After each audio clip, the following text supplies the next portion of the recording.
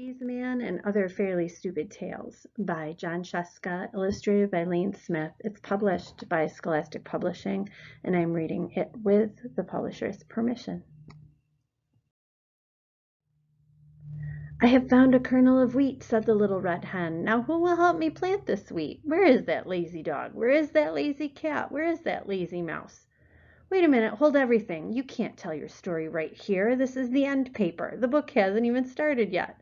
Who are you? Will you help me plant the wheat?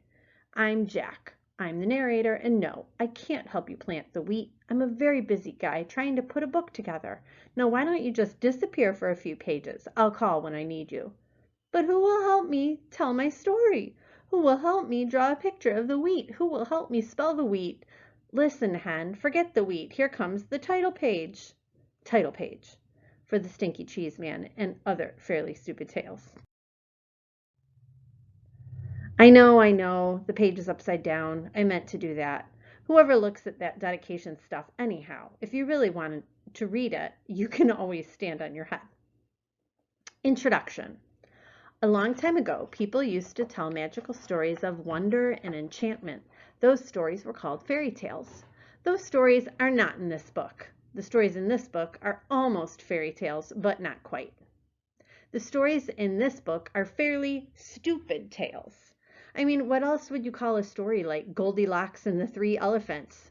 This girl walking through the woods smells peanut porridge cooking. She decides to break into the elephant's house, eat the porridge, sit in the chairs, and sleep in the beds. But when she gets in the house, she can't climb up on baby elephant's chair because it's too big. She can't climb up on mama elephant's chair because it's much too big. And she can't climb up on papa elephant's chair because it's much, much too big. So she goes home. The end. And if you don't think that's fairly stupid, you should read Little Red Running Shorts or maybe The Stinky Cheese Man.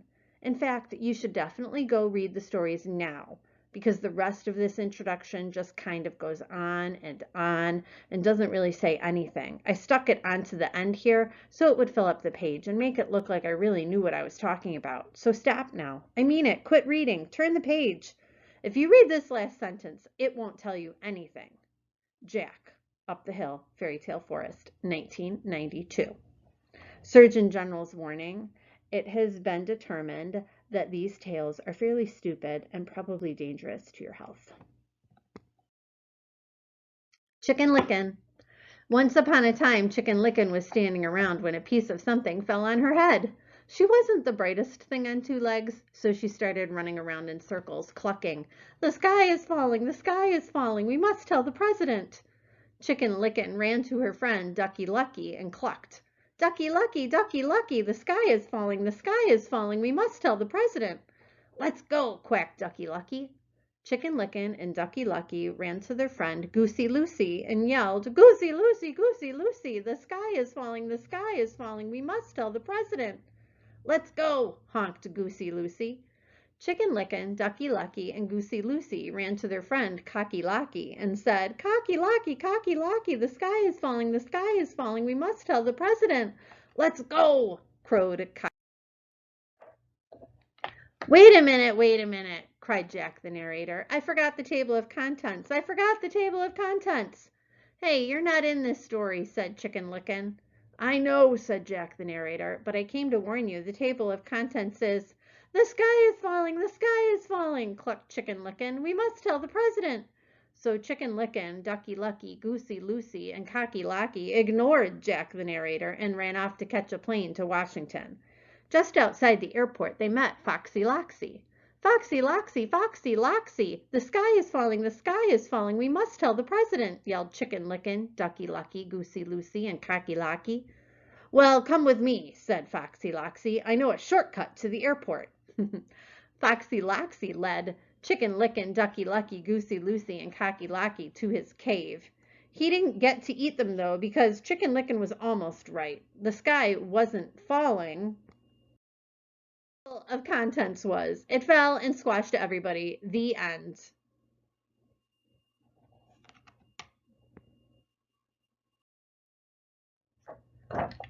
The Princess and the Bowling Ball. Once upon a time there was a prince, and this prince's dad and mom, the king and queen, somehow got it into their royal heads that no princess would be good enough for their boy unless she could feel a pea through 100 mattresses. So it should come as no surprise that the prince had a very hard time finding a princess. Every time he met a nice girl, his mom and dad would pile 100 mattresses on top of a pea and then invite her to sleep over. When the princess came down for breakfast, the queen would ask, "How did you sleep, dear?" And the princess would politely say, "Fine, thank you." And the king would show her the door. Now this went on for 3 years, and of course nobody ever felt the pea under 100 mattresses. Then, one day the prince met the girl of his dreams. He decided he better do something about it. That night, before the princess went to bed, the prince slipped his bowling ball under the 100 mattresses. When the princess came down for breakfast the next morning, the queen asked, "How did you sleep, dear?" "This might sound odd," said the princess, "but I think you need another mattress. I felt like I was sleeping on a lump as big as a bowling ball." The king and queen were satisfied. The prince and princess were married, and everyone lived happily, though maybe not completely honestly, ever after. The end. The Real Ugly Duckling. Once upon a time, there was a mother duck and a father duck who had 7 baby ducklings. 6 of them were regular-looking ducklings. The 7th was a really ugly duckling. Everyone used to say, "What a nice-looking bunch of ducklings," all except that one boy. "He's really ugly." The really ugly duckling heard these people, but he didn't care. He knew that one day he would probably grow up to be a swan and be bigger and look better than anything in the pond. Well, as it turned out, he was just a really ugly duckling, and he grew up to be just a really ugly duck. The end. The Other Frog Prince. Once upon a time there was a frog. One day when he was sitting on his lily pad, he saw a beautiful princess sitting by the pond. He hopped in the water, swam over to her, and poked his head out of the weeds. "Pardon me, oh beautiful princess," he said in his most sad and pathetic voice. "I wonder if you could help me." The princess was just about to jump up and run, but she felt sorry for the frog with the sad, pathetic voice. So she asked, "What can I do to help you, little frog?" "Well," said the frog, "I'm not really a frog, but a handsome prince who was turned into a frog by a wicked witch's spell, and the spell can only be broken by the kiss of a beautiful princess." The princess thought about this for a second, then lifted the frog from the pond and kissed him. "I was just kidding," said the frog. He jumped back into the pond, and the princess wiped the frog's slime off her lips. The end.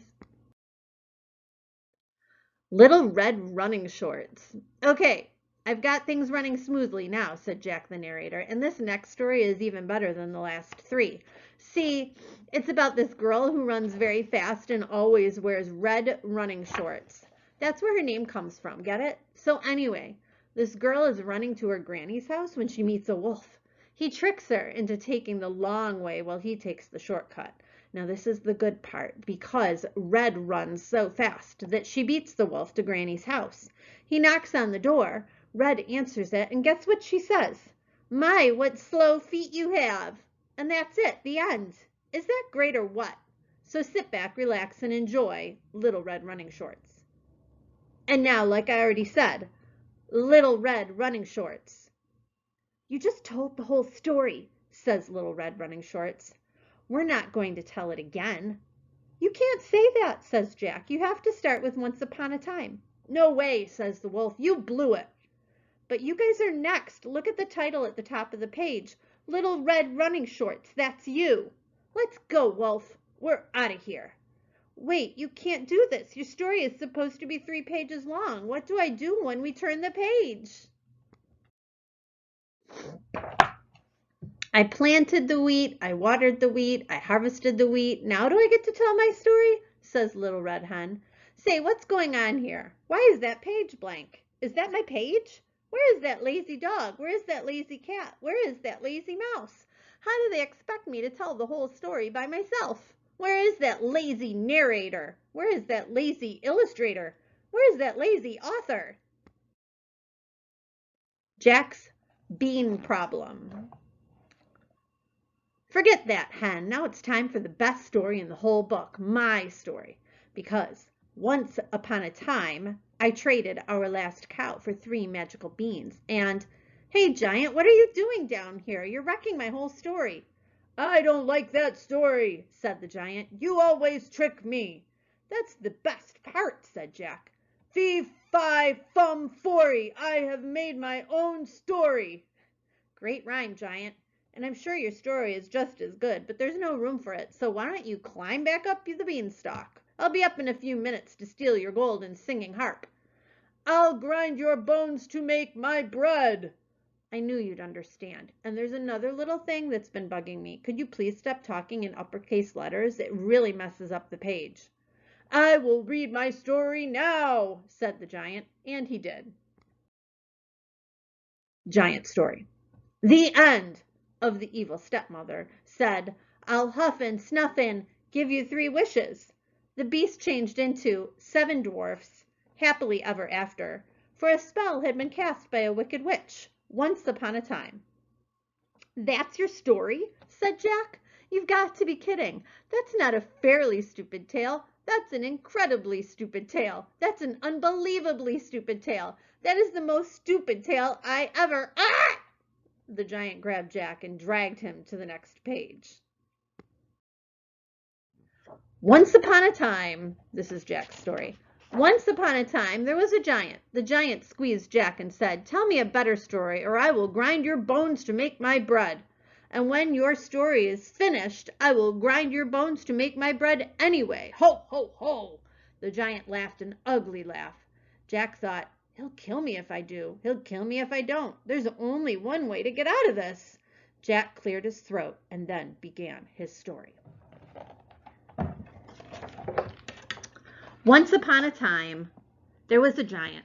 The giant squeezed Jack and said, Tell me a better story, I will grind your bones to make my bread. And when your story is finished, I will grind your bones to make my bread anyway. Ho, ho, ho! The giant laughed an ugly laugh. Jack thought, He'll kill me if I do. He'll kill me if I don't. There's only one way to get out of this. Jack cleared his throat and then began his story. Once upon a time there was a giant. The giant squeezed Jack and said, Tell me a better story or I will grind your bones to make my bread. And when your story is finished, I will grind your bones to make my bread anyway. Ho, ho, ho! The giant laughed an ugly laugh. Jack thought, He'll kill me if I do. He'll kill me if I don't. There's only one way to get out of this. Cinderrumpelstiltskin, or the girl who really blew it. Once upon a time, there was a beautiful girl named Cinderella who lived with her wicked stepmother and 2 ugly stepsisters. These step-relatives were not only wicked and ugly, they also made Cinderella clean the house every day. One day, the local prince announced that he was holding a fabulous ball at his castle. Everyone was invited. The stepmother and stepsisters got all dressed up to go, but as usual, they made Cinderella clean the house, so she didn't have time to get ready. After the stepmother and stepsisters left for the ball, Cinderella sat down and began to cry. Just then, a little man appeared. Please don't cry, he said. I can help you spin straw into gold. I don't think that will do me much good, said Cinderella. I need a fancy dress, glass slippers, and a coach. Would you like to try to guess my name? Said the clever little man. Cinderella looked at him. No, not really. Come on, do you think it's Chester? If you don't have a dress, it really doesn't matter. Oh, just guess a name, any name. I'm not supposed to talk to strangers, said Cinderella, and then she closed the door and left the little man standing outside screaming, Rumpelstiltskin, Rumpelstiltskin, Rumpelstiltskin! And when the stepmother and stepsisters got home from the ball, Cinderella told them about the strange little man, and they still made her clean the house. And meaner still, they changed her name to Cinderrumpelstiltskin. The end. The Tortoise and the Hare. Once upon a time, there was a tortoise who was very slow but very dependable. He would always get where he set out to go. It just took him longer than most people. One day, Rabbit saw a tortoise walking slowly but surely down the road and said, Tortoise, you are so slow, I could probably grow hair faster than you run. Oh, yeah, said Tortoise slowly. Yeah, said Rabbit. So they decided to race. On the day of the big race, Tortoise and Rabbit lined up at the starting line. Owl said, "On your mark, get set, grow!" Tortoise started to run. Rabbit started to grow his hair. Tortoise ran, Rabbit grew his hair. Tortoise ran, Rabbit grew his hair. Tortoise ran, Rabbit grew his hair.